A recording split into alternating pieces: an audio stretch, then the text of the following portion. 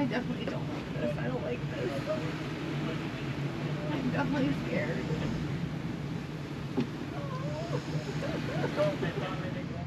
Departing Andratx, headed to the south of France. Nicole is taking care of all the lines and everything. We've just gotten fueled up at this wonderful fuel dock in this great little city. It's really grown on me. And yeah, this will be our biggest trip, essentially solo, Nicole and I, thus far. We did a trip to and from Ibiza, which was about 60 miles each way, and now this one is about 320 miles. Really? To the island? Whoa. You having second thoughts? I'm scared. But we've picked a perfect weather window. We will be motoring in the beginning.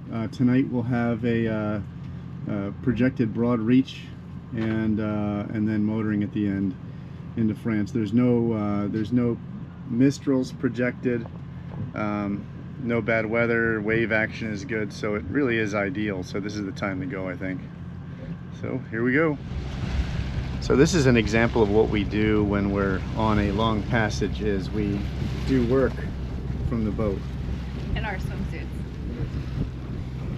So we just passed by Saint Elm, where we had stayed before, and this is the northern part of the island. Somebody's been on watch for about an hour and a half now and got a little hungry, so I took care of getting her a little snack. Anyhow, the view is beautiful. It's a little hazy, and we are approaching We're approaching Soye. Soye. Oh my god, we forgot to go back and get the air mesh blankets. Oh. Okay, 2 p.m. update. We are approaching the northeast portion of Mallorca, so we won't have this this big island shielding us anymore. But as you can see, it's less like a sea than it is a lake. We do have wind. It's about 5 knots, right on the nose as usual. But I think that it's going to switch as soon as we get around this northeast corner, and then we'll finally be able to set some sail.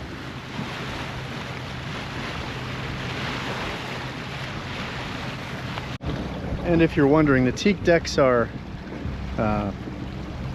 bordering on hot. They are not unbearable, but they are definitely warm, but still nice and grippy. Come down with the Spanish flag, and then when we're ready, we'll put up the French flag.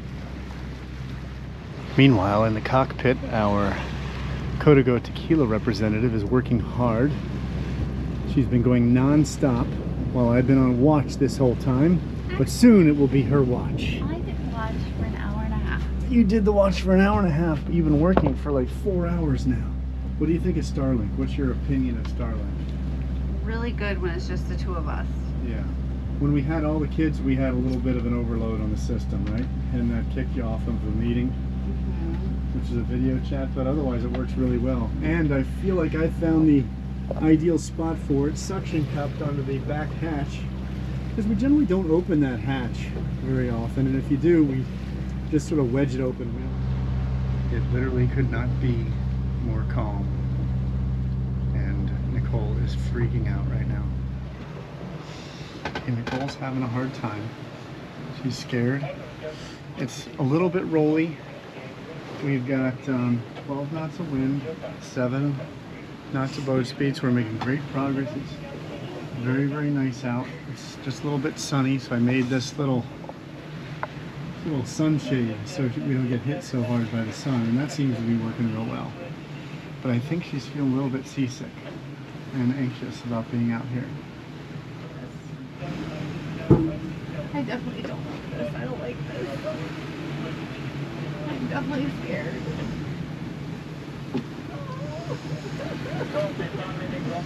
Here, I'm going to adjust the sail so it's a little bit easier for you, okay? Okay, so what we did was we reduced the mainsail quite a bit, and And I reduced the head sail, and we're riding a little bit flatter. Is that a little bit more comfortable? Mm-hmm. Okay. You still don't like the rolly things though, do you? Mm-mm.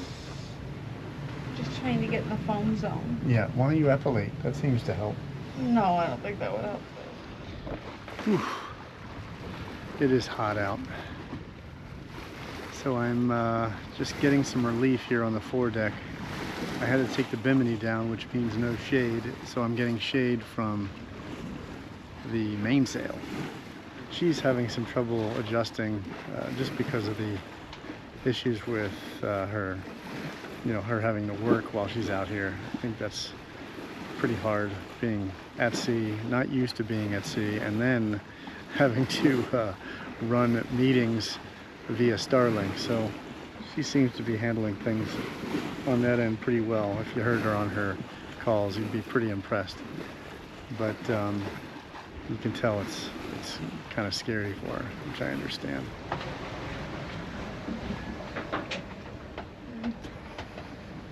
Here's our sail arrangement. We also have a couple turns in the head sail.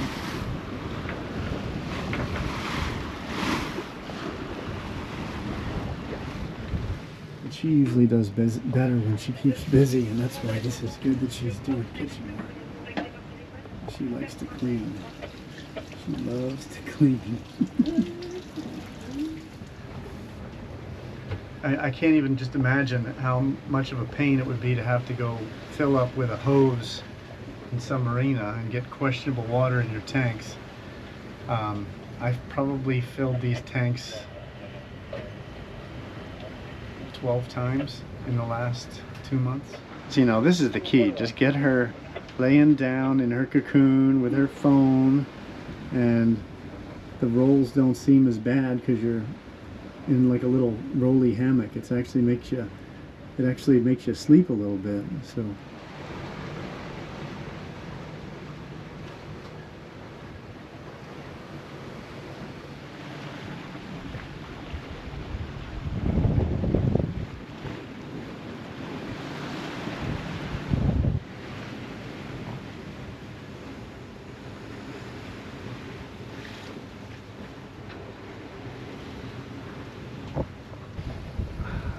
this is actually a great little tip. You know, I think I had too much main reef for the wind that we had, because as I was looking at the steering wheel, it was consistently steering upwind. And now it's more steering downwind, so we have a little bit more weather helm. So I put a little bit more of this mainsail out just to give us a little bit more weather helm. And we've also picked up quite a bit of boat speed. We were doing about 6.4, and now we're doing 6.8, 6.9. I need to pull in a little bit. It looks like I got too big of a belly on this, so I'll hit the secondary winch and get that in. So this button right here, this just does the out haul. Just watch that. So the belly gets up here.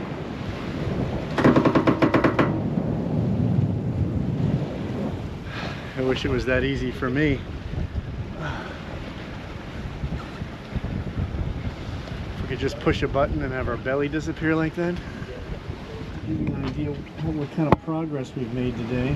We started at Andratx, so we were right in here, across from Mallorca right now. I definitely think we got some extra wave action through that gap, and now that we're in the shadow of Mallorca, we should have a little bit easier time of it until we get here. But by the time we get over there, the wind is supposed to die. I think we'll be motoring at that point. A little over 250 miles to go until we're at Villefranche, just next to Nice. So this will be my second time in the French Riviera. Last time was when I was 15. I'm looking forward to seeing what it looks like now. I think we're gonna like it.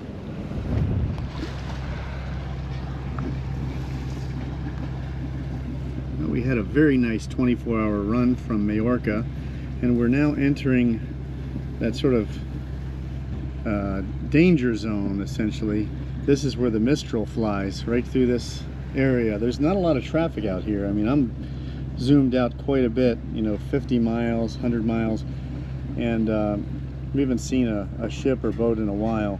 I'll tell you what, Nicole sure does enjoy these nice, calm mornings, and it is beautiful. We had a fantastic sunrise. The deck was just covered in dew, and minimal wind, like 5 knots. I mean, most of the wind is being created by us, and should be a nice day. Oh my goodness, thank you.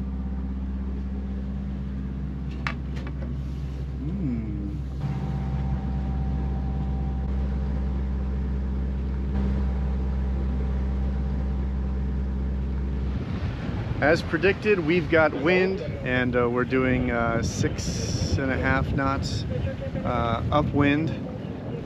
Got everything's up tight and out of sight. Full Genoa and full main. We will enjoy it while it lasts, and enjoy some of the sounds of sailing in the Mediterranean.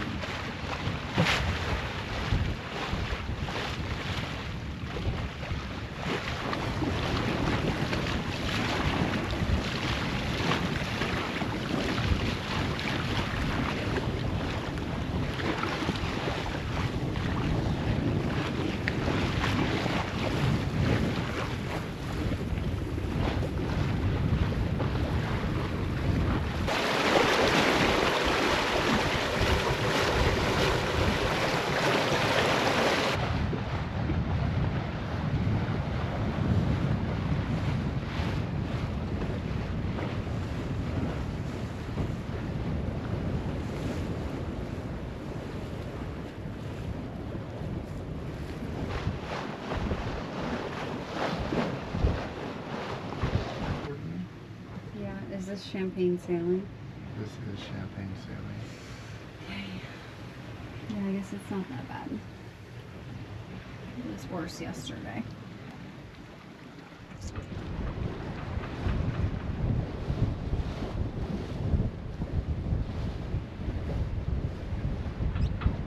Well, that was a bit longer than I thought, but we finally made it. We're here in the south of France. Beautiful sunrise behind me, and these are the first islands that we've seen. It is 6:30 in the morning, and we've got about 6 hours left until we arrive in Nice, or at least Villa. I think I got about an hour and a half of sleep, so I'm pretty exhausted. This is our sort of sea bunk here in the salon that we alternate in. Nicole is now arising from the cave. She got about 2 hours sleep, and but morning rituals are still alive. We are doing a little bit of AeroPress coffee, but this has been a long passage. This is, I want to say, 350 miles. You know, we had 2 overnights. This was legitimate, and you know, Nicole handled it like a champ, except for that first day. And here it is, the smell and sound of sweet, sweet victory.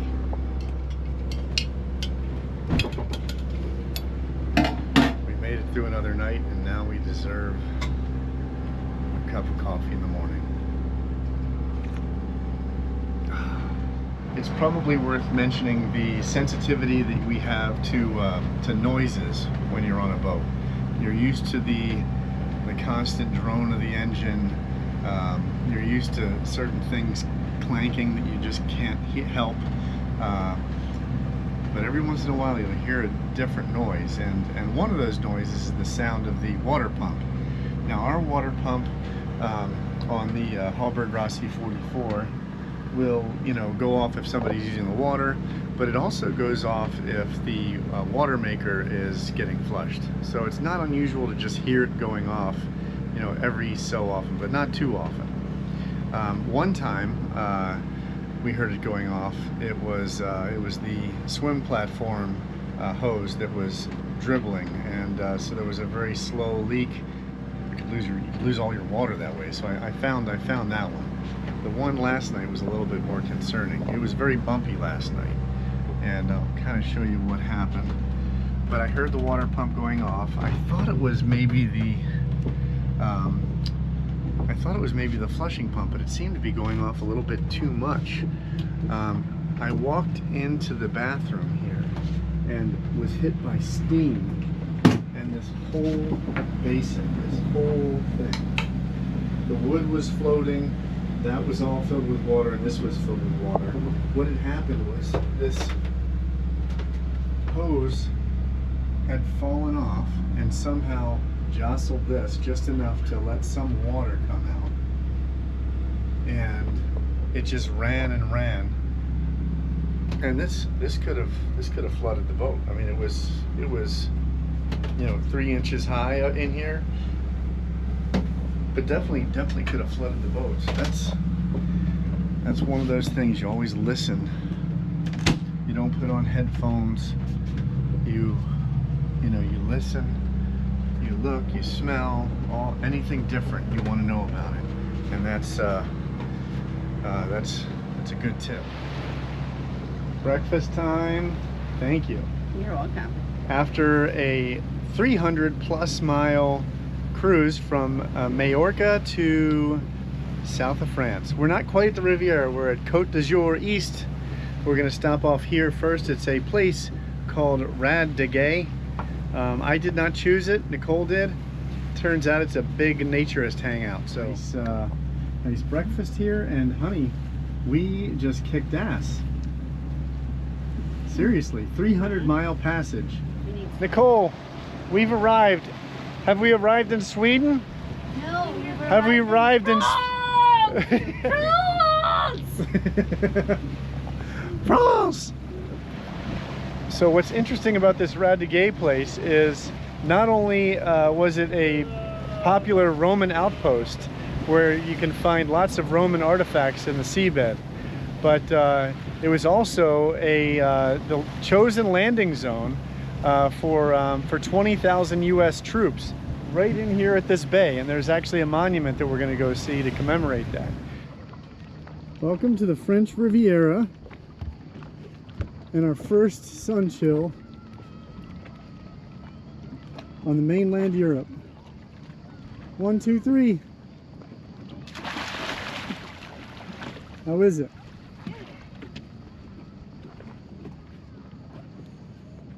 It is so brutally hot, and I'm so brutally tired.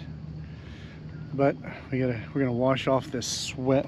But like the most likely reason you'll have problems with the generator in your boat is simply a lack of use.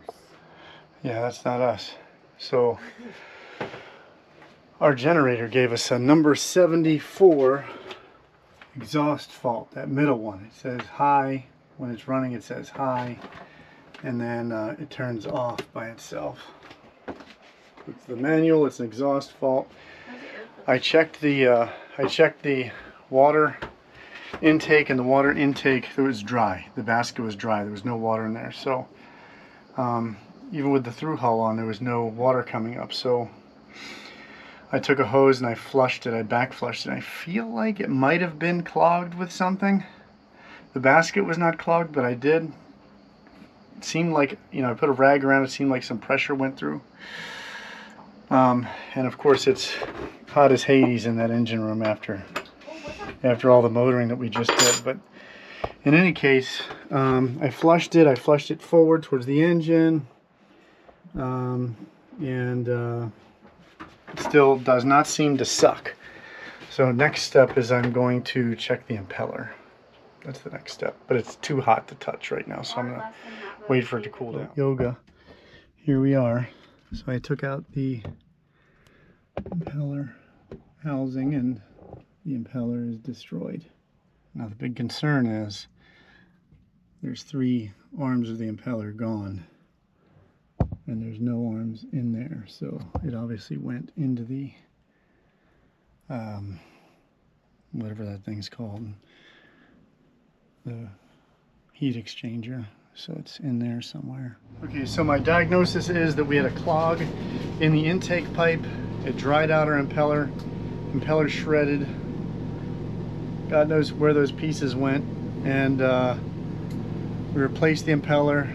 I flushed through the pipe out the through hole with the flushing hose that comes with the boat, and I had gotten this yellow hose, which was good to have because I just ran that right down there, wrapped a rag around it, and flushed. I could hear something go through, so I don't know whether it sucked up a bag or what, but Was a bag left down there? How would it suck up a bag? it would have been like from underneath the boat. It would have sucked up underneath the boat, or maybe it sucked up a fish, I don't know. Oh, I see. Yeah, it could have been anything. So anyhow, so it looks like this is working. We were going to declare victory and get ourselves a new impeller.